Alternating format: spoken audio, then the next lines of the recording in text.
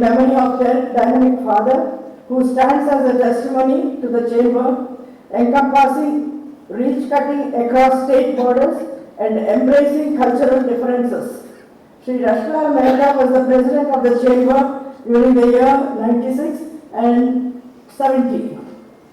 This is indeed a unique initiative, for this is the only regional chamber that seeks to initiate dialogues between industry, government and academia on a platform intended to improve the ease of doing business through discussions and partnership between policymakers and industry based on well-reached information and empirical data. As we all know, consultative and collective decisions at policy and planning stage is a job half done. Hence, these dialogues will surely provide a platform for connected conversations at regular intervals for holistic comprehension of issues and concerns that economies have to deal with, including the climate and channel responsible and beneficial outcomes for all the players of the economic stage. On the economic stage, the highlight of this initiative is that these dialogues will be conducted at regular intervals and follow-up discussions and brainstorming sessions will be encouraged at the chamber to carry forward the suggestions and action plan. It is my sincere request to all to take part in these dialogues for all-round advantage.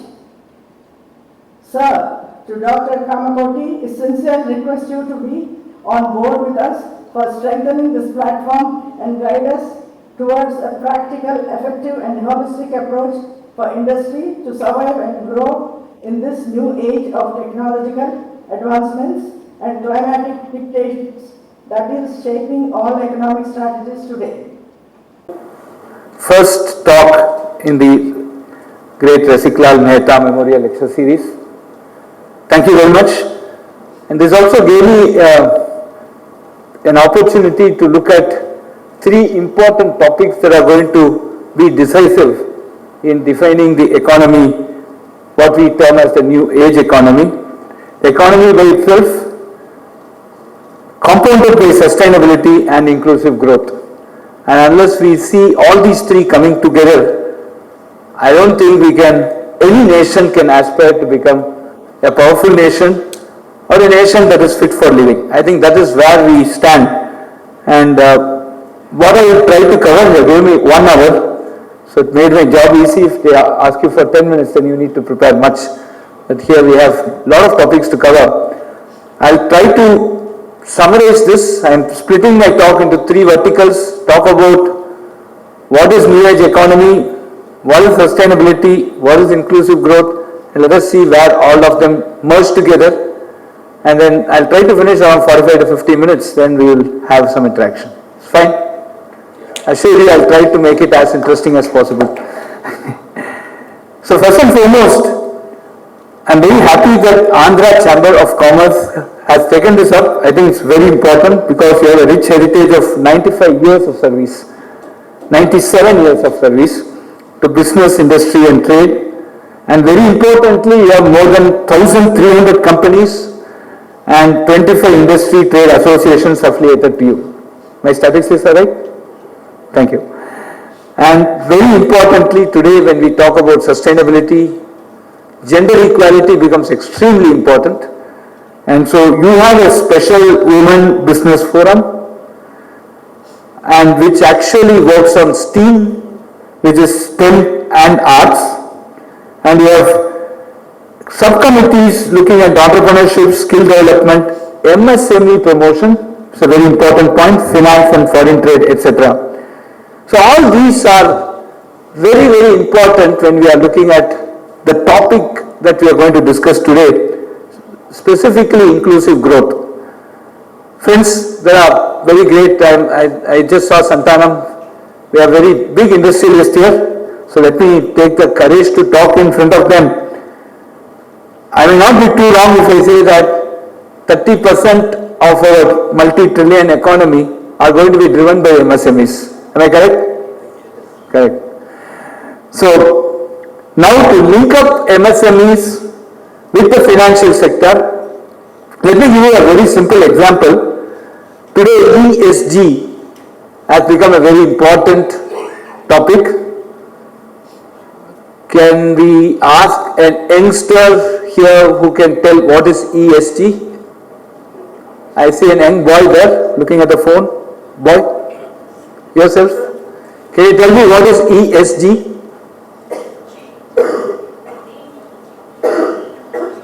Huh?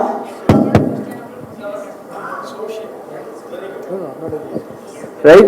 I'm not able to hear you, sir. ESG. G for? Expansion of ESG. Yes. Social and governance. Okay. Right. So let us give an example where all these three are going to come together. Today, every bank talks about ESG. Every regulator talks about GST. How many are from the finance bank industry here? 1, 2, 3, 4, oh, very less, okay.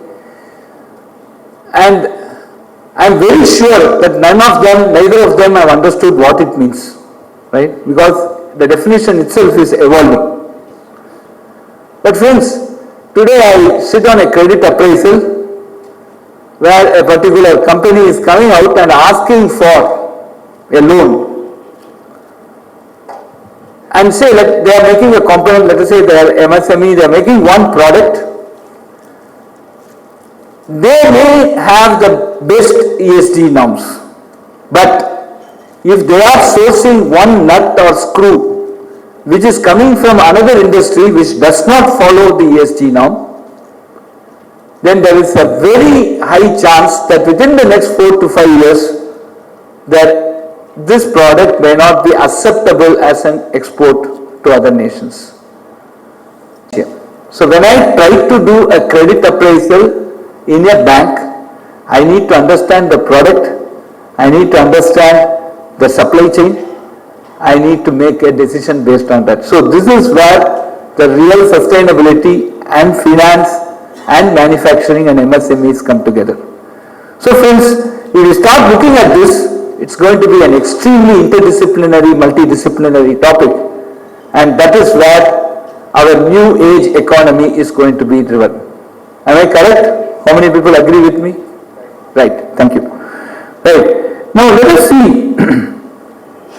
So there is a need for us to basically create a convergence between industry, academia, research and innovation teams, policymakers, governments on a very, very frequent basis. The policies must be implementable. It should not lead to a disruption and undesirable, non-desirable disruption. It must give the required ease of business, and at the same time it should also achieve certain goals of the country. For example, today there is always a very thin line between governance and ease of business, right? How many people are doing business here? All of you, right? Between MCA and income tax, which do you prefer? Ministry of Corporate Affairs and income tax, which do you prefer? You don't want to give, you can be diplomatically, right? Rock and hard. Hence, the loss that we may incur because of, not imposing that restriction would someday affect us in some form, right? So, there is always a thin hairline, difference or separation between a policy and a regulation and ease of business. And that is why, and that compounded with sustainability today, a topic which is abstract, nobody understands, there is statistics, there is no concrete way of proving that statistics. Now, and we get data, but if you ask prove that data, it is always like, I believe, the Tenali Raman story, where the king asked Tenali Raman to count the number of crows. He immediately said 65,545. When I counted, if it is one more, after I counted, it flew from the next state. It was one less, after I counted, it flew off. Right? So So many times we land up. So the whole thing is that when we want to arrive policies, we must ensure that the industry has a ease of business and it doesn't hamper research and innovation. So these are all very important, and that we have to work along with sustainability is the real challenge that we need to address. And what I am trying to do in this talk, again thank you very much for this opportunity, it also gave me time to think about this, so I come out with certain points which can be debatable. I don't think we have a perfect solution for many of the issues, but at least we must come out and have a sort of what you may call as a direction by which we can address this. So let me just start with what is inclusive growth. My frank opinion here is there is no fixed definition for inclusive growth, nor there are some metrics. Inclusive growth, what is inclusion itself is a very highly subjective matter.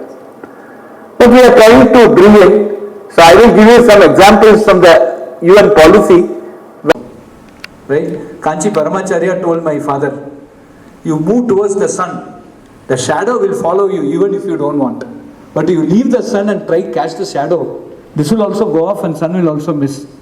Like that, if you have a good goal and you go towards that goal, money, power and fame will follow you even if you don't want.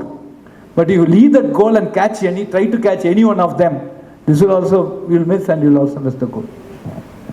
This is what a very big advice that we are given. I think every parent must follow this and tell the kids also. It's very important today.